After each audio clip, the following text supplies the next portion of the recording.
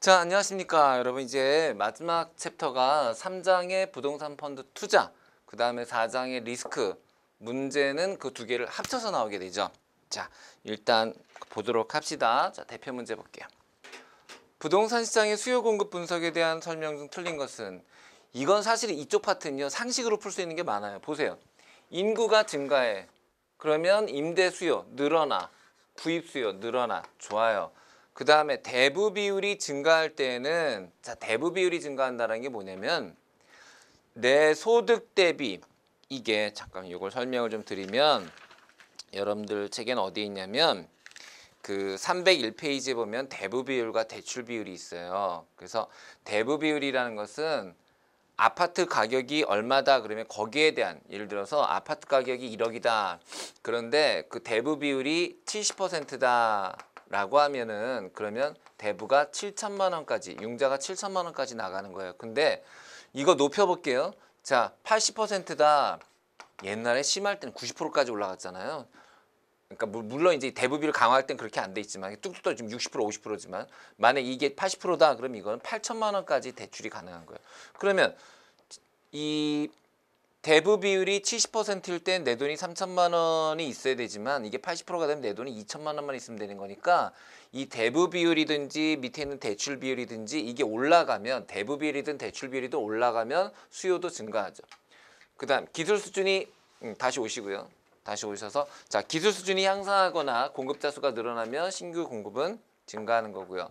부동산 가격이 상승할 것으로 기대되면, 즉 아파트 값이 올라갈 것이라고 생각이 되면 공급을 어떻게 늘리죠. 그렇죠? 정답은 4번. 대부 비율, 대출 비율은 우리 나중에 다시 할 거고요. 자, 그다음 공급 탄력성도 다시 합니다. 이것도. 자, 종합적 분석으로 가봅시다. 자, 이것은 특정 공간을 이용한 것에 대해서 권리를 사고 파는 시장을 말한다. 에이, 임대 시장, 이게 뭡니까? 자, 그다음, 여기 중요한 표현 나오네요. 그게 뭐냐면 시장 요구 자본 환원율이라는 거예요. 시장 요구 자본 환원율. 자, 시장 요구 자본 환원율이라는 게 뭐냐면요, 부동산에서 발생되는 현금 흐름이 있잖아요. 부동산에서 나타나는 현금 흐름이 있잖아요. 이 현금 흐름을 지금 현재 이 자산, 이 부동산의 시장 가격, 이거로 바꾸는, 미래의 현금 흐름을 현재로 바꾸는, 우리 왜 그 내부 수익률 할 때 했던 것처럼 미래 현금 흐름을 현재 시장 가격으로 바꾸는 R, 그거를 우리가 시장 요구 자본 환원율이다라고 얘기하고요. 이렇게 하는 방법을, 미래 현금 흐름을 지금 현재 시장 가격으로 바꾸는 이걸 구하는 방법을 직접 환원법이다라고 이야기합니다. 그러면 이와 같은 시장 요구 자본 환원율은 뭐로 결정되냐는 거예요. 자, 뭐로 결정된다? 수요와 공급에 의해서 결정되는 거죠. 그죠?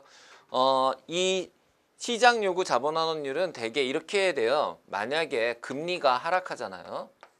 금리가 하락해. 그러면 금리가 하락하면은 다른 자산의 예상 수익률도, 그러니까 무슨 말인지 쉽게 얘기하면, 뭐 예금을 넣어놔도 예상 수익률이 떨어지잖아요. 그죠? 그래서 금리가 낮을 때는 이걸 융통할 수 다른 데다 넣어서 이걸 했을 경우에도 예상 수익률이 낮게 나타나니까, 결국 부동산에 있어서의 시장 요구 자본 환원율 또한, 시효자 또한 어떻다? 낮아지는 거죠. 그래서 금리가 떨어지면 다른 자산의 예상 수익률도 떨어지고, 그러면서 이 시장 요구 자본 환원율도 떨어지게 된다.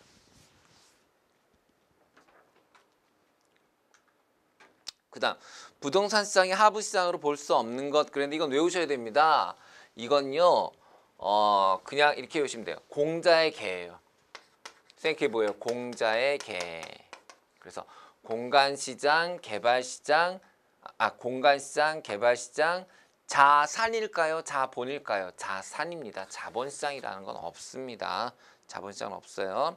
그래서 자산시장, 공자계 자는 자산이다. 그러니까 부동산이니까 그냥 산이다 이렇게 생각하시면 돼요. 쉽게 갑시다. 자, 공간시장은 우리가 알고 있는 임대시장을 말하는 거고요. 자, 자산시장이라는 것은 요거는 거래지표로 우리 조금 전에 봤었던 시장 요구 자본 환원율 시요자가 거래 지표로 사용됩니다. 그래서 하부시장 요거 세 가지 하부시장 꼭 기억해 주시고요. 다음 틀린 거 찾아달랍니다. 채권 금리가 높아지면 자 아무튼 있잖아요. 뭐 다른 상품에 이게 높아지면 수익률이 높아지면 여기에 대한 부동산 투자에 대한 요구 수익률도 높아지죠. 두 번째 공간시장의 수요는 완공 물량에 따라 결정된다 그랬는데요. 공간시장의 수요라는 것은 임대시장의 수요를 말하는 건데 완공된 물량이 얼마냐? 아니죠. 완공된 물량이 얼마냐라는 건 공급과 관련된 거고 수요와 관련된 건 아니죠. 그죠? 거기 밑에 보신 것처럼 공간 임대시장의 소유는 지역 및 국가 경제 상황에 따라 결정되는 거죠. 그렇잖아요. 임대시장의 수요는 우리 지역의 물량, 우리 시장의 경제 상황이라든지 경기가 좋은지 나쁜지 이런 거로 결정되는 거죠. 금리 및 다른 투자 자산의 기대 수익률이 하락하면 그렇죠. 여러분 요거랑 잘 보세요. 다른 투자 자산의 수익률이 떨어져요. 그럼 여기에 요구되는 것도 더 낮아지죠. 대체 원가가 유사 자산의 시장 추정 가격보다 낮을 경우에는 부동산을 개발하게 된다.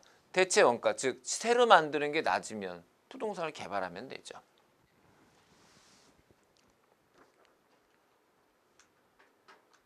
자, 다음 거시경제로 가봅시다. 자, 이것은 소비활동의 변화 등 여러 가지 요인에 의하여 경제가 호황, 불황 등의 경기 순환을 겪는 것을 말한다. 뭐예요? 경기 변동이죠. 경기 변동. 부동산 경기는 일반 경기에 비해서 어때요? 빨라요? 절대요. 후행하거나 동행합니다. 그래서 우리가 이거를 좀 그림으로 그리면 이렇게 되거든요. 이랬을 때 요거 딱 이렇게 나눠 봅시다. 그럼 여기서부터 여기까지 요게 이제 호황기죠. 호황기가 되고 요게 이제 후퇴고요. 그 다음에 여기가 이제 불황이 되고 여기가 회복이 되는 거예요. 됐죠? 자, 이렇게 나눠진다 이거예요. 그래서 호황기에는 부동산 가격이 상승을 해요. 가격이 막 상승을 합니다. 그럼 팔려는 사람은 잘 안 내놓으려고 하죠.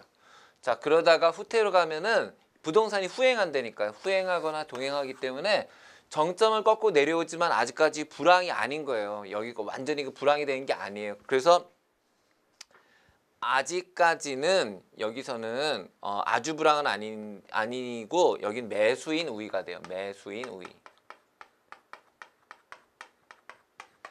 매수인 우위니까 매수자가 많다는 뜻이겠다. No. 여러분 매수인 우위라는 것은 누가 갑이냐는 거예요.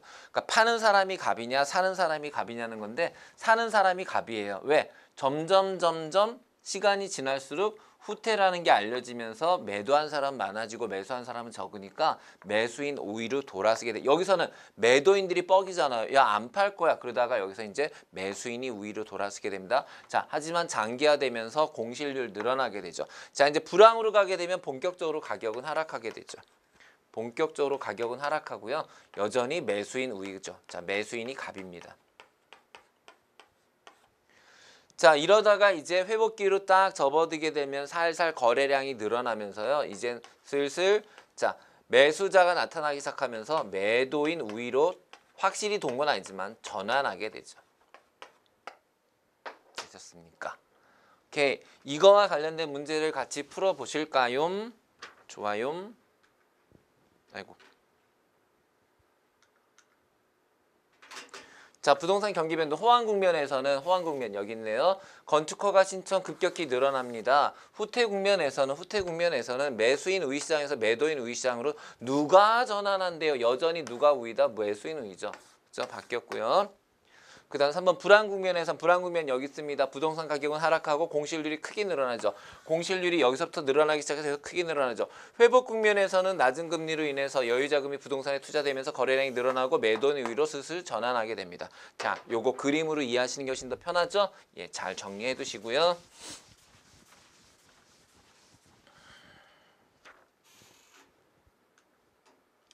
자, 요거 중요합니다, 여러분. 요거 중요합니다. 경제가 성장하게 되면 매매 가격은 상승하겠죠. 왜요? 수요가 증가하니까요. 그죠? 자, 수요를 디맨드라고 했습니다. 수요가 증가하니까요. 그 다음 통화량이 증가하면 부동산 가격이 통화량이 증가하면 부동산 가격이 상승한다. 왜냐하면 물가가 상승하니까요. 왜냐하면 물가가 상승하니까. 세 번째, 부동산의 매매 가격이 상승하면 소비가 증가한다. 왜요? 자산 효과죠. 그게 무슨 말이죠? 사실 내가 2억 원에 산 아파트가 3억 원이 되면은 내 수중에는 1억 원이 그 시세 차익 1억 원이 들어오지 않았는데도 불구하고 마치 자산이 늘어난 것이 내 진짜로 소득이 늘어난 걸로 착각을 해서 소비를 늘게 하죠. 우리가 그런 걸 자산 효과라고 합니다. 물가가 상승하면은 부동산 가격이 상승하는데 이때 조심해야 될 게 있어요. 이게 바로 인플레이션 해지 기능이 있어요. 선생님, 이게 무슨 말이에요? 내가 만약에 현금으로만 갖고 있으면 물가 상승을 하나도 해지 못하잖아. 하지만 부동산을 갖고 있게 되면은 부동산 가격이 일정 부분 상승함으로써 물가 상승분을 나한테 그 상쇄시켜 준단 말이에요. 그래서 인플레이션 해지 효과가 있다 이렇게 말하고요. 토지 가격이 상승하게 되면은 투자를 안 하죠. 그래서 자본 투자가 감소하게 되고요. 주가가 상승하면 덩달아서 부동산 가격도 상승하고요. 부동산 가격이 상승하면은 자, 보세요. 부동산 가격이 상승하면 생산비를 증가시키기 때문에 수출이 안 돼요. 그리고 싼 물건이 들어오니까 수입이 증가하겠죠. 그다음에 금리가 상승하게 되면은 부동산 가격은 요거 조심하셔야죠. 금리가 상승하게 되면은 부동산 가격은 하락하게 됩니다. 왜? 대체 투자가 많아지니까 대신 그러니까 부동산 말고 다른 거 투자할 게 많아지니까 부동산 가격은 하락하게 됩니다.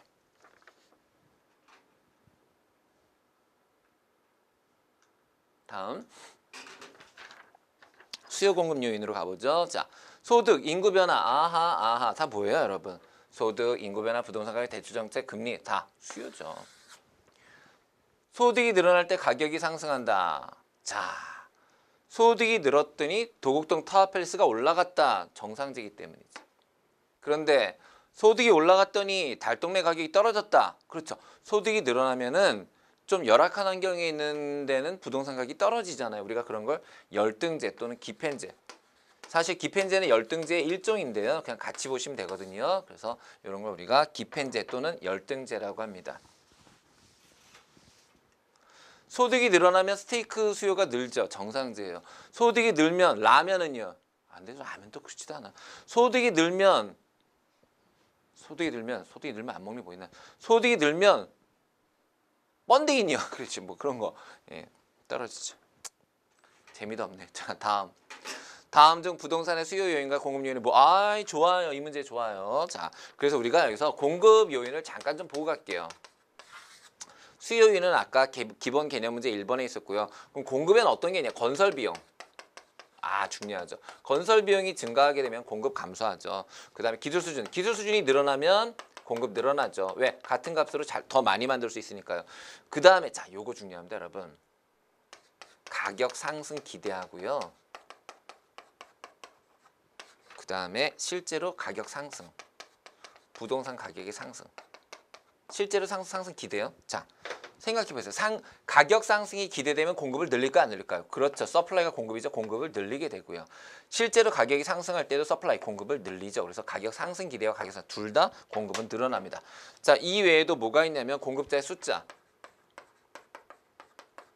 건설회사 많아지면 공급 늘어나죠. 자, 이 중에서 지금 둘 다 해당되는 거 여기 있네요. 가격. 정답. 나머지는 전부 우선 기술 수준은 공급, 인구 증가 수요, 대출 정책의 변화 수요입니다. 인구가 증가하면 가격은 상승하지요. 자, LTV, DTI 있잖아요. LTV가 요게 그 부동산 가격에 대한 융자 비율이고요. 그 다음에 debt to income은 내 소득 대비 부채 비율이에요. 그러니까 내 소득에서 몇 %까지 대출받을 수 있냐라는 거고요. 이거는 그 아파트의 가치에 비해서 얼마까지 대출받을 수 있냐 요 얘기예요. 아무튼 뭐라 그랬죠? 둘 다 올리면 올라간다 그랬죠. 부동산 건설 비용이 커지고 기술이 향상되면 기술이 향상되면 공급 증가하죠. 4번은 해드렸고요. 자, 다음. LTV, DTI, 오케이.